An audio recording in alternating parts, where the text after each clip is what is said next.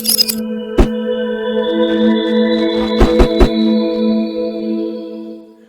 once again, a very warm welcome to all of our Toolbox Talk attendees this morning.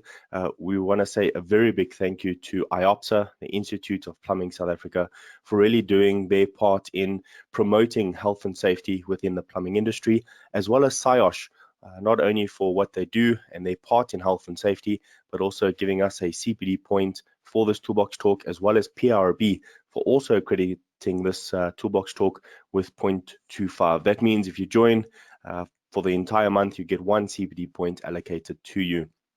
So this morning we are taking a look at hazardous environments, specifically sewers. We did chat a little bit about confined spaces not so long ago. We also took a look at hazardous substances, the different type of gases that build up in these confined spaces, as well as the sewers that we are working in. And we got quite a bit of information sent through to us in the past 2 weeks that we've been discussing with different plumbers, and we wanted to do a different spin on how we do the Toolbox Talk this morning. So please, the question that we are asking is, sewers, is there a danger? Now, while many of us will say yes, it is dangerous, there's a lot that needs to be done before we can enter sewers or work in sewers, there is abundant evidence from the research that we have done that there is still more needed in order to keep a high standard of safety. In fact, not just a high standard of safety, but to keep the mortality rate down. And this is because many people have died because of the incorrect working or incorrect planning or preparation before they go into a sewer. In fact, even the procedures for when someone needs to be rescued from a sewer is also not being followed. And this is resulting in multiple deaths because of those who rush in to try and save the employee that is stuck down there. So what we are going to do is discuss 2 case studies this morning from here in South Africa. We're going to talk about local in the Northwest Province for myself living out here. And then we're also going to discuss what happened in Kimberley. And we want to just take a look at the situation, what happened, what's surrounding, and then we're going to open it up to the audience. And we're not going to discuss it right now in the next 20 minutes because we don't have time, but we'd like your information or your viewpoint and opinion on what could have been done to prevent these 2 case studies from actually happening. And what we really want to do is get information from you and see if we can't assist you, perhaps developing a better plan to monitor the work that is done in sewers, or to be able to get information from you that is really working and assist other plumbers who may not have this type of information.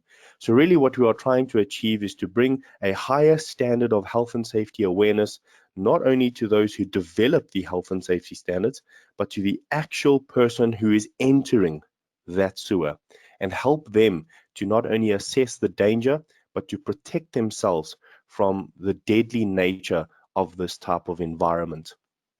Now, as we mentioned, we take a look in Kimberley. This is back in 2017, where 5 people died, 5 workers died at a sewage works. And this was on a Tuesday afternoon when one of them, now only one person, succumbed to methane gas fumes. What happened to the rest? Well, 4 others died because of a series of failed rescue attempts.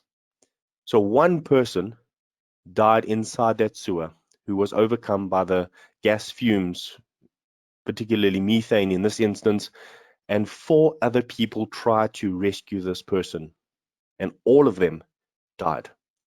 Now, what happened? Well, this is directly from the newspaper. It came from the IOL newspaper. The exact details of what happened back then were still being investigated, and I do believe that it was because of an overflowing sewage pipe at that stage. But 4 workers apparently tried to rescue one of their colleagues who became trapped inside of a pump station. And what they were doing is unclogging a pump that was overflowing. Now, this is probably quite a normal job for most plumbers working in this type of scope. It was just a regular Tuesday. It wasn't anything serious for them. It was a job that they had done many times before. But what had happened is one of the workers was covered in sludge for about 15 minutes before someone raised the alarm. Now, this is very concerning because one person obviously stuck inside there. First of all, we know you shouldn't be working alone when it comes to this type of hazardous environment. However, what we can see is emergency workers retrieved the bodies and said that methane inhalation induced drowsiness and could have resulted in instant death for that person. Well, other workers obviously were very traumatized by the incident because of what had happened. But going back to that one person who was stuck there, 4 others, the workers who were with this employee, who went in one after the next to try and rescue this other employee, were also overcome by this methane gas. And what had happened was, as soon as they had entered into this environment, the methane gas overwhelmed them. In other words, there was nothing they could do, and they started getting drowsy, started passing out, and obviously falling into the sewage, or actually into this sludge that was overflowing. And this resulted obviously in instant death to those workers. So what had actually happened? A normal job, a normal scope of works. But notice what the other workers who were extremely emotional and traumatized by this incident said a little bit later. And you'll see this on the top right-hand side. They pointed out that the safety checks were rarely conducted and felt that their lives were in danger. So they almost refused to continue working in this environment. But did this only come about because 5 people died? Well, notice what the workers were saying. They pointed out that safety checks were rarely conducted. In other words, before this incident, they had full knowledge that safety checks were not being carried out.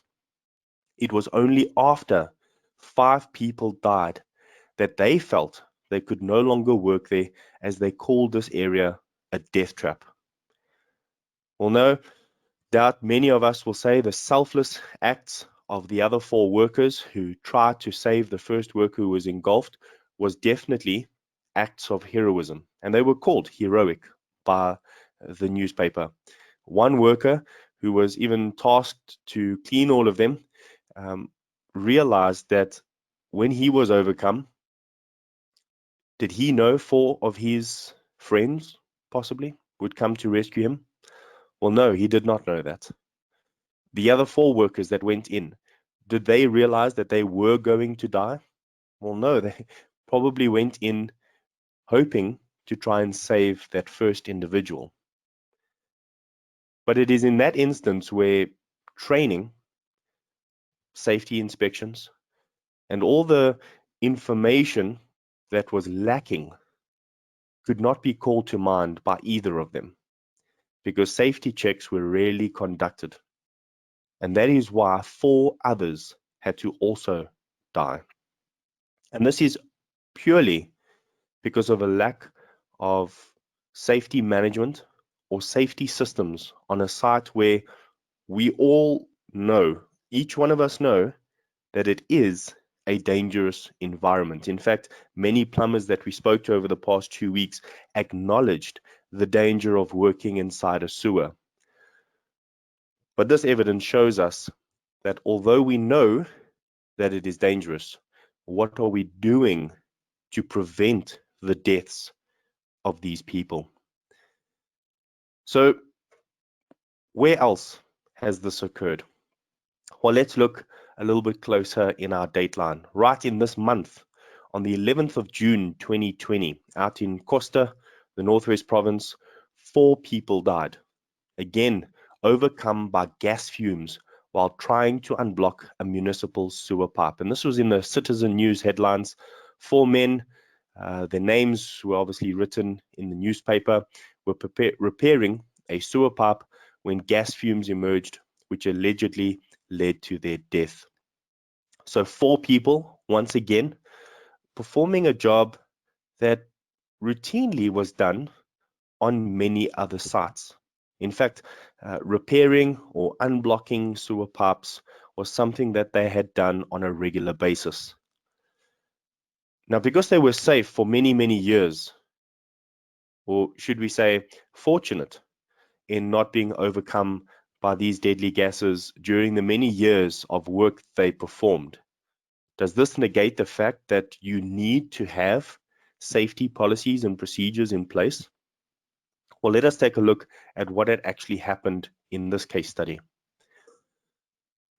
2 people had obviously died at the scene, while another 2 died in hospital. What had actually happened? Well, these men went into the sewer line in order to repair a broken pipe. Now, if you take a look at the picture over there, this is under a bridge in Colfontaine. Plastic, styrofoam pollution mainly comes from here, as well as in Tembisa. And what happens is it just clogs up these drains. And once it's been clogged up, people have to go in there and try and unclog it, but it also causes a lot of damage. Now, going in without the correct safety procedures means that you are undertaking a task that is not only dangerous, but that is unsafe. And unfortunately, 4 people had to pay with their life during this instance. Now, they were told in the newspaper that these 4 men lived and died to serve their community, and they were local heroes and will be celebrated because the sewer blockage left an unbearable stench which led to these 4 men's desperate attempts to fix it. What was the outcome of the search into why this happened? Yes, service delivery was non-existent in this area. Things were not being looked after, but notice the main cause. Infrastructure maintenance was almost non-existent. Maintenance became the main problem, and that is what led to these 4 men dying in that sewer. When we do not maintain not only our equipment, our working environment, but also our safety procedures, these things will continue to happen. Now, the MP obviously said that the MEC for cooperative governance must immediately intervene. Well, yes, after a death, we always want someone to take action. But really, if you take a look at the picture on the right-hand side, is this not a daily sight for many of us? Do we not see this happening all the time? Even before 4 people have to die, just 2 weeks ago, before they succumb to the unsafe environment that they are exposed to. Can we not see the evidences of the dangers that surround us already? Well, these are just 2 cases out of the many that we have seen.